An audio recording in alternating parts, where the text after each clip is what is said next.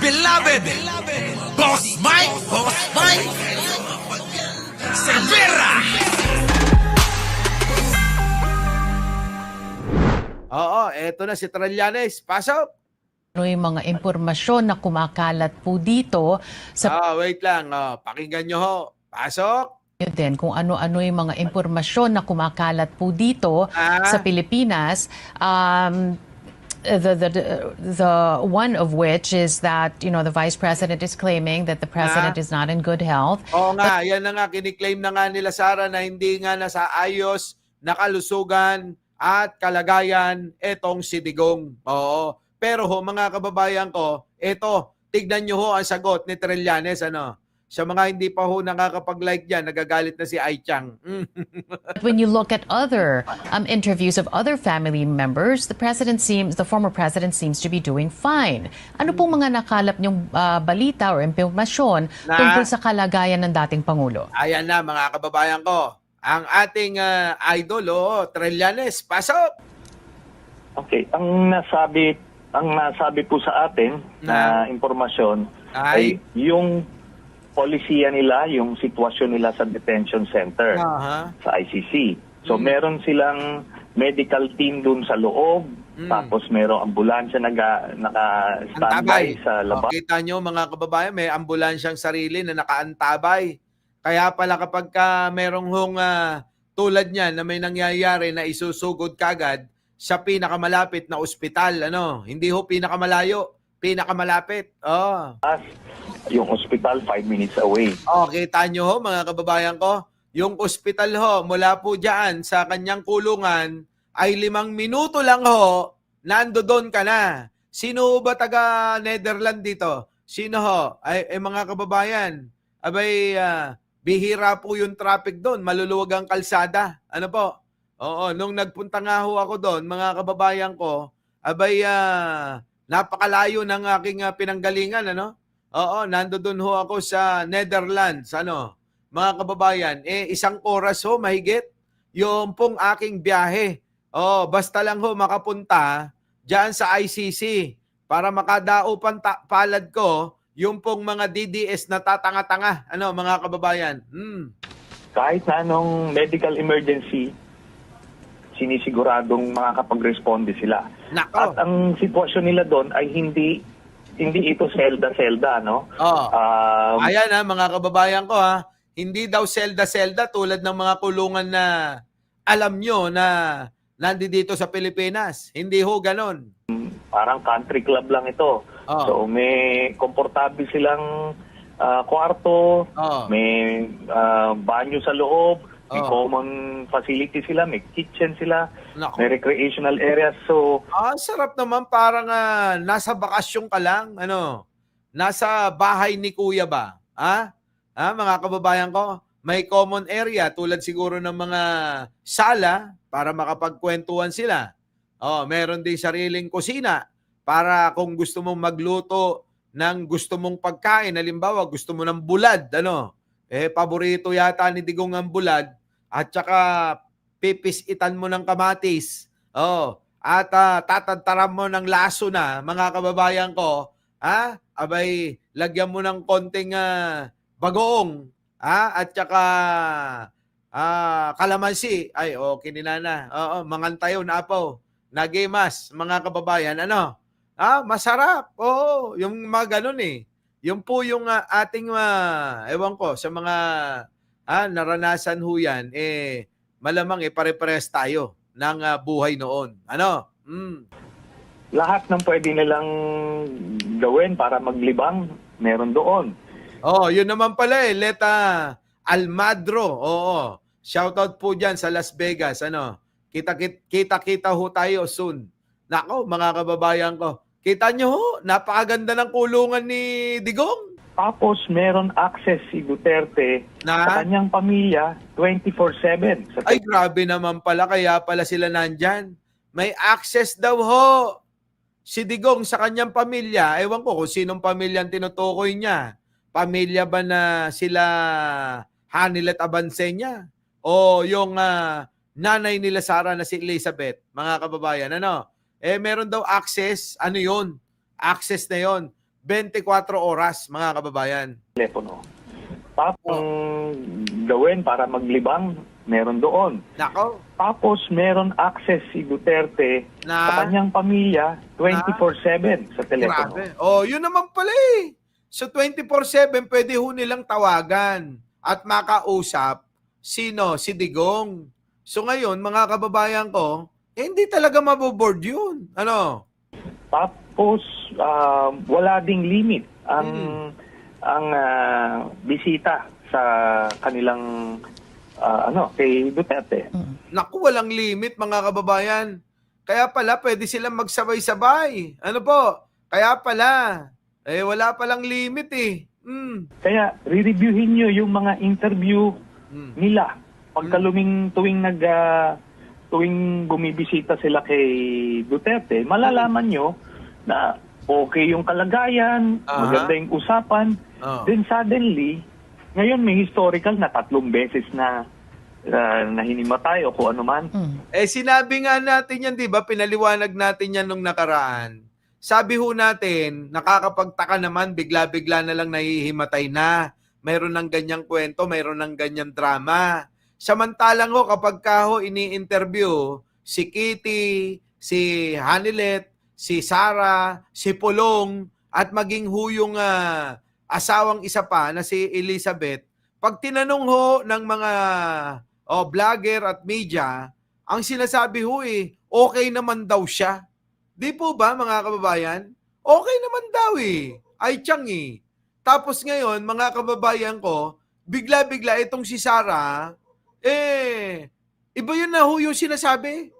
Wala na raw ho sa katinuan. Para bang sinasabi niyang baliw na si Digong. Parang sinasabi mga kababayan malapit nang mabumbum ba? Mategi bumbum. Ano? Itong si Digong. Yun po yun Kaya ho nakakapagtaka. Nag-umpisa ho yan nung malapit na ho yung September 23 na dapat ay humarap na ho uli at makita na ho kung ano na itsura ng taong bayan, si Digong kung tumutugma ba doon sa propaganda rin ho nila at pinapakalat nila na si Digong ay butot balat na. Di po ba? Yun po yung gusto nating malaman Kung totoo ba na ulyanin na si Digong? Kung totoo ba na butot balat na si Digong? Kasi hindi sa ating galing yan. Galing mismo sa bunganga ng pamilya ni Digong, lalong-lalo na kay Sara Duterte. Di po ba?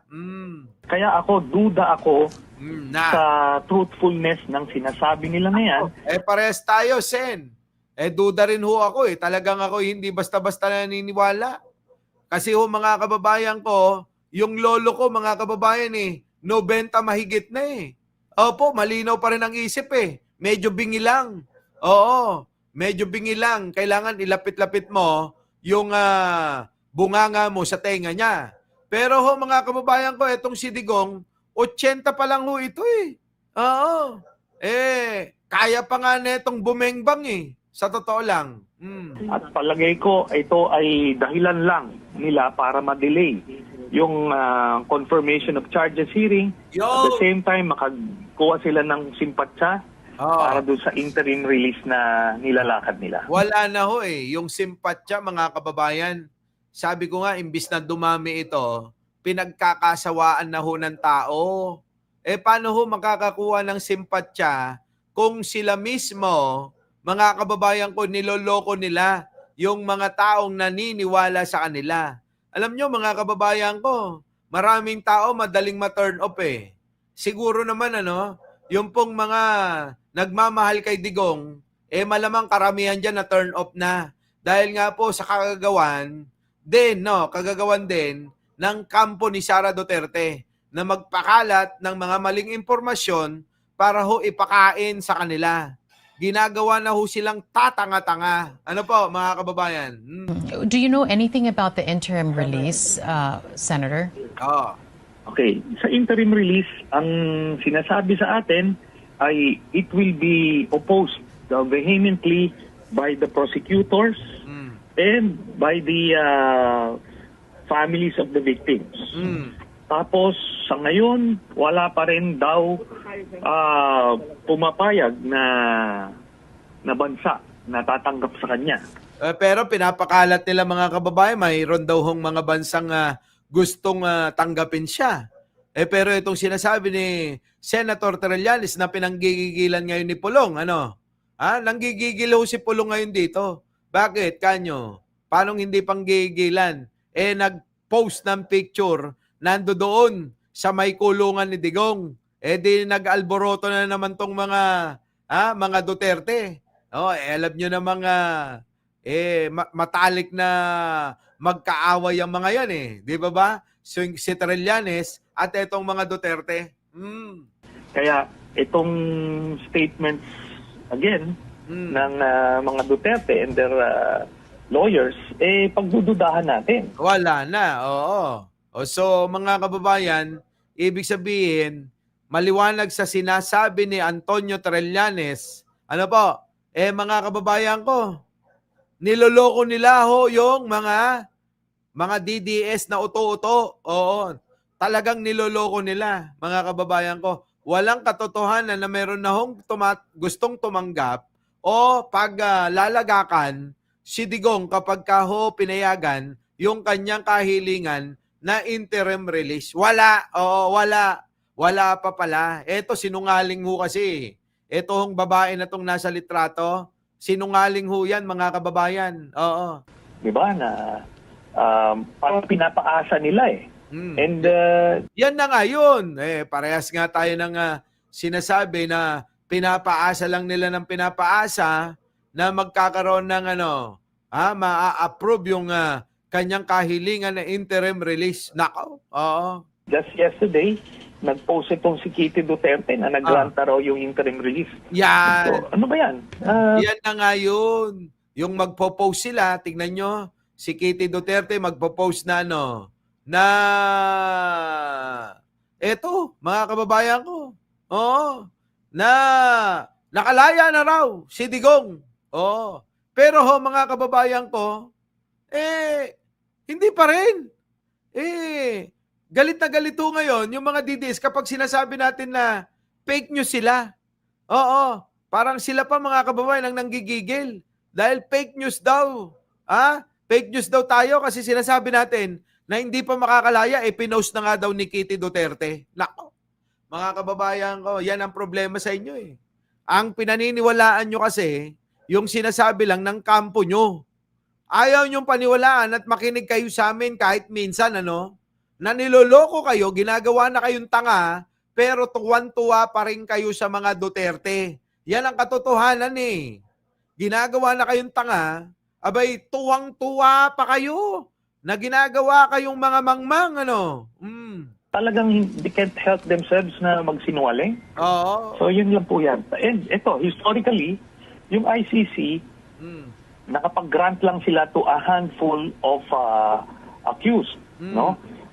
Ito yung may terminal illness, kung may medical emergency, may medical procedure na hindi kaya nung in-house first aid medical team. Tapos, yung minor offenses lang. Meaning yung obstruction of justice type of cases. Hindi yung mga capital cases. Capital crimes. As crimes against humanity ni Duterte. So, hindi nangyayari yan before at I don't think nangyayari yan dito. Wala. Hindi na mangyayari yan, mga kababayan ko. Maniwala kayo. Hindi na makakalaya si Digong dyan. Oo. Hanggang sa yan mga kababayan, mahatulan na dyan. Oo. Grabe, no? Tindi talaga na itong si Digong, mga kababayan. Tindi. Tindi ng mukha. Daming dramang alam. Ano po? Matalino ito sa kalokohan Our beloved Boss Mike Cervera.